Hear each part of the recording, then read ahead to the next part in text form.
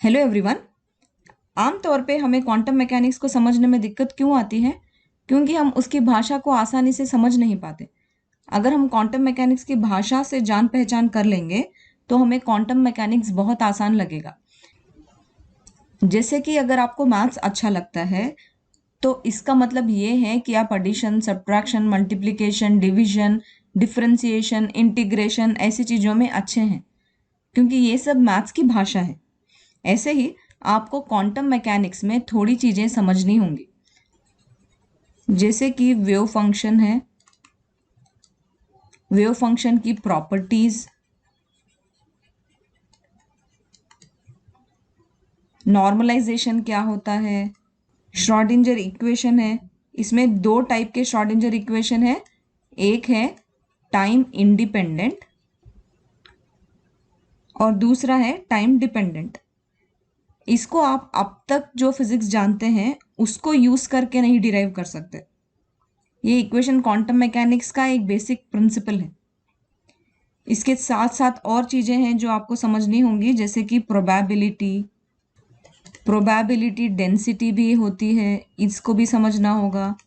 Eigen functions और eigen values हैं, expectation values हैं और ऑपरेटर्स हैं। ये ऑपरेटर्स क्वांटम मैकेनिकल ऑपरेटर्स हैं।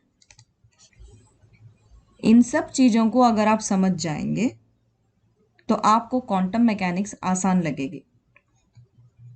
इस प्लेलिस्ट के पहले लेक्चर में हमने वेव पार्टिकल डुअलिटी के बारे में बात करी थी। मैंने वेव पार्टिकल डुअलिटी के 4 वीडियो बनाए हैं, आप उन्हें ज़रूर देख लेना। मैं लिंक डिस्क्रिप्शन में दे दूंगी और आपको लिंक यहाँ ऊपर भी मिल जाएगा।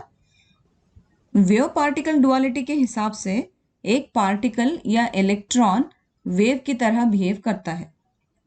तो फिर हमारे लिए ये जो वर्ड वेव है ये काफ़ी मायने रखता है। इस पार्टिकल वाली वेव की जानकारी को क्वांटम मैकेनिक्स में वेव फंक्शन से दर्शाया जाता है। इस वेव फंक्शन को हम साई से डिनोट करते हैं, क्योंकि अगर वेव है तो उस वेव का फंक्शन भी होना चाहिए। इस वेव फंक्शन साई में उस इलेक्ट्रॉन की हर पॉसिबल इंफॉर्मेशन, जैसे कि उस पार्टिकल का पोजीशन, इस वेव में वो पार्टिकल कहीं भी हो सकता है, यहाँ यहाँ यहाँ कहीं भी वो पार्टिकल मौजूद हो सकता है।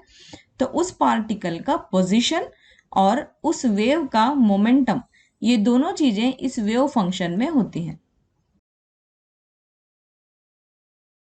पोजीशन को उस वेव के एम्पलीट्यूड या हाइट से बताया जाता है और मोमेंटम को उस वेव की वेवलेंथ से दिया जाता है। अब क्योंकि साई पार्टिकल का वेव स्टेट भी बता रहा है, इसीलिए इस वेव फंक्शन को स्टेट फंक्शन भी कहा जाता है। इस वेव फंक्शन साई का अगर मॉड स्क्वेयर किया जाए तो ये probability of finding the particle से प्रोपोर्शनल होता है, यानी कि पार्टिकल की वहां पे मौजूद होने की संभावना से डायरेक्टली प्रोपोर्शनल होता है। इस वेव फंक्शन साई से हम पार्टिकल का लीनियर मोमेंटम, एंगुलर मोमेंटम, उस पार्टिकल की एनर्जी जैसी कई क्वांटिटीज को हम कैलकुलेट कर सकते हैं।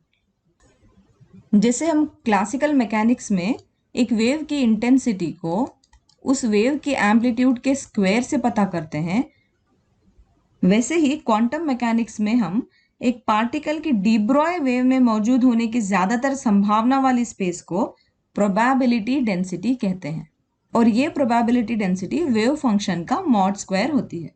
अगर v एक वॉल्यूम है जिसमें पार्टिकल के होने की ज्यादातर संभावना है, मगर हमें ये नहीं पता कि वो पार्टिकल एग्जैक्टली कहाँ होगा। मान लीजिए कि हमें ये तो पता है कि उस पार्टिकल का मोहल्ला v है, मगर उस मोहल्ले में उस पार्टिकल के घर का पता नहीं है या घर का एग्जैक्ट नंबर पता नहीं है। तो हम ज्यादा संभावित पता, यानी कि उस पार्टिकल को फाइंड करने की प्रोबेबिलिटी या उस पार्टिकल की प्रोबेबिलिटी डेंसिटी को dv के साथ बताते हैं। इस प्रोबेबिलिटी इंटरप्रिटेशन को मैक्स बोर्न ने समझाया था। इस वेव फंक्शन साई की एक इंटरेस्टिंग चीज ये है कि वो कॉम्प्लेक्स होता है, यानी कि इसमें रियल और इमेजिनरी दोनों पार्ट्स होते हैं। वेव फंक्शन साई दोनों चीज़ों का कॉम्बिनेशन है। यहाँ पे psi is equal to a plus i b है और ए और बी रियल फंक्शंस हैं।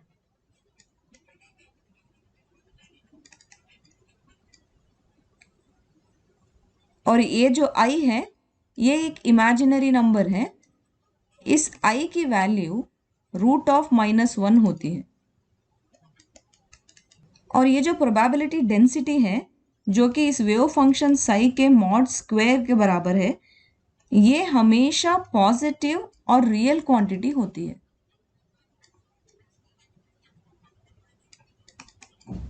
क्योंकि साई कॉम्प्लेक्स है तो इसका एक कॉम्प्लेक्स कॉन्जुगेट भी होगा। इस कॉम्प्लेक्स कॉन्जुगेट को हम ऐसे लिखते हैं, साई स्टार से डिनोट करते हैं।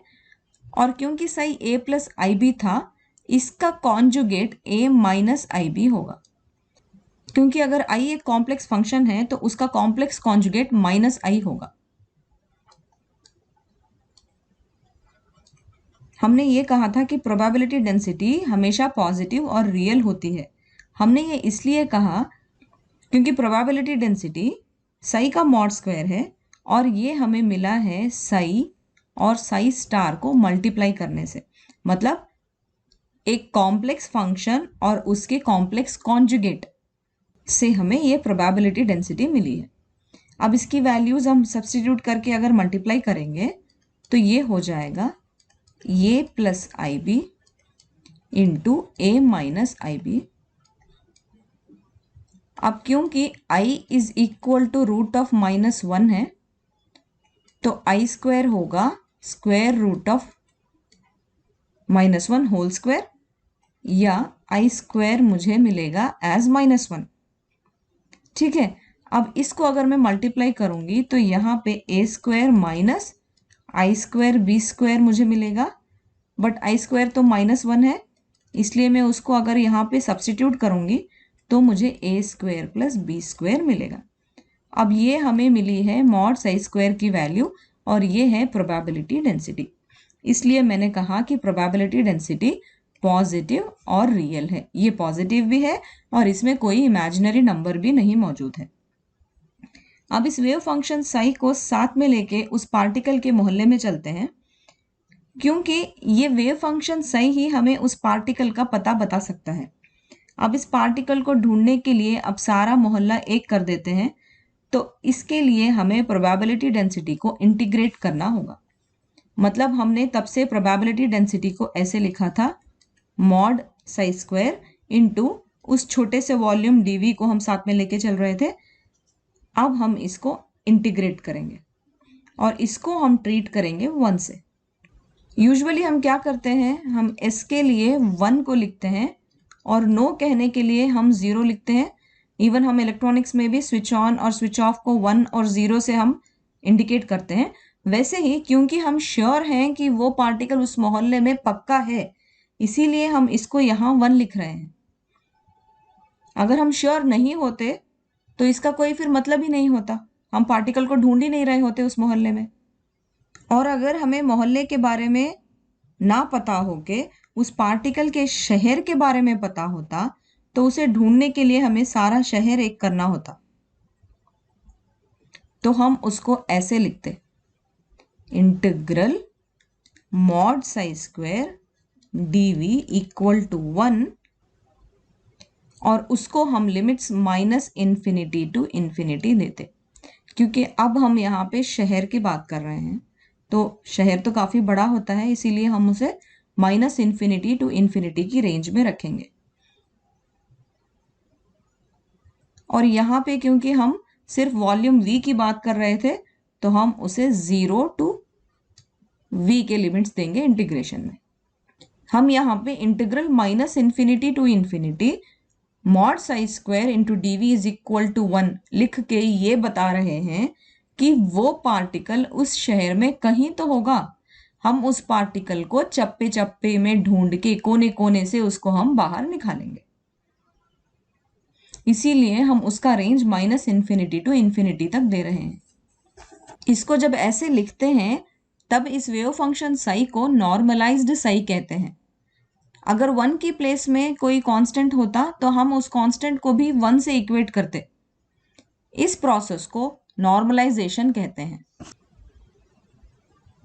मतलब कि हर वेव फंक्शन को नॉर्मलाइज किया जा सकता है। एक सिस्टम का वेव फंक्शन तब तक सेम रहेगा जब तक उसका स्टेट सेम होगा।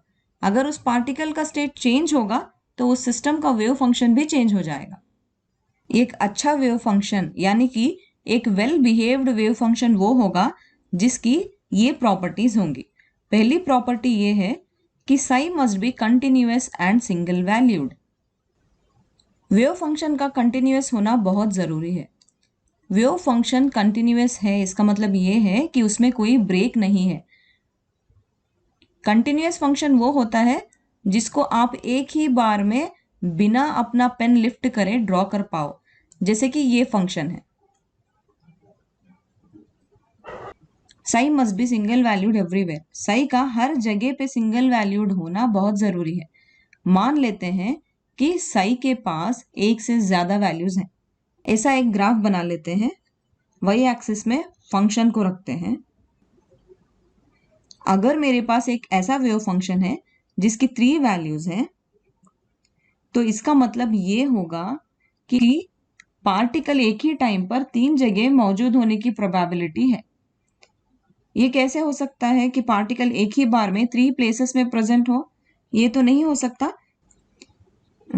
इसलिए साई की हर जगह पर सिंगल वैल्यू होनी बहुत जरूरी है। वेव फंक्शन की दूसरी प्रॉपर्टी ये है कि वो हर जगह फाइनाइट हो। साई अगर इन्फानाइट होगा तो इसका मतलब ये है कि इसकी प्रोबेबिलिटी डेंसिटी भी इन्फानाइट होगी। मतलब कि पार्टिकल कहीं नहीं मौजूद है। मगर ऐसा तो नहीं है, पार्टिकल कहीं तो है, इसलिए उस पार्टिकल को फाइंड करने की प्रोबेबिलिटी फाइनाइट होनी चाहिए। और प्रोबेबिलिटी के फाइनाइट होने का मतलब ये है कि उसका वेव फंक्शन भी फाइनाइट होना चाहिए, क्योंकि probability of finding the particle wave function से जुड़ा है। वेव फंक्शन का मॉड स्क्वायर ही तो probability of finding the particle है। उस पार्टिकल के मौजूद होने का इंडिकेशन वेव फंक्शन और प्रोबेबिलिटी डेंसिटी ही दे रही है। इसीलिए वेव फंक्शन और प्रोबेबिलिटी डेंसिटी का फाइनाइट होना बहुत जरूरी है। अगर वेव फंक्शन साई कंटिन्यूअस होगा तो उसके first derivatives do psi by do x, do psi by do y, do psi by do z, ये तीनों भी कंटिन्यूअस और सिंगल वैल्यूड होने चाहिए। ऐसा वेव फंक्शन एक्सेप्टेबल नहीं होगा जिसके डेरिवेटिव्स डिसकंटिन्यूअस होंगे, क्योंकि आगे जाके इसके second derivatives Schrodinger equation derive करने के काम आएंगे। वेव फंक्शन की अगली प्रॉपर्टी ये है कि वो इन्फिनिटी पे वैनिश कर जाएगा। मान लीजिए कि आपके पास इन्फानाइट स्पेस है, मतलब कि आपके पास 3D स्पेस तो है जिसमें एक्स वाई और जेड एक्सिस है, मगर ये काफी बड़ा है, इतना बड़ा कि इसकी वैल्यू इन्फानाइट है। एक्स एक्सिस में भी इन्फानाइट, वाई और जेड एक्सिस में भी इन्फानाइट है। अब क्योंकि ये स्पेस इतना बड़ा है, हमें वेव फंक्शन साई का पता नहीं, यानी कि वो 0 हो चुका है। तो अगर मैं उस वेव फंक्शन को इंटीग्रेट करना चाहूं, उसकी जगह में मैं अब 0 लिखूंगी, और इंटीग्रल 0 तो एक कांस्टेंट होता है, इसलिए साई अगर 0 हो जाएगा तब भी ये जो integral mod psi whole square into d v था, यानी कि probability of finding the particle थी, वो इंटीग्रल 0 होके कांस्टेंट हो जाएगी। अगर साई एक कॉम्प्लेक्स कॉन्जुगेट होता तो Sai star into Sai infinity पे वैनिश होता। ऐसे वेव फंक्शंस जिनके पास ये सारी प्रॉपर्टीज हैं उन्हें हम आइगन फंक्शंस कहते हैं।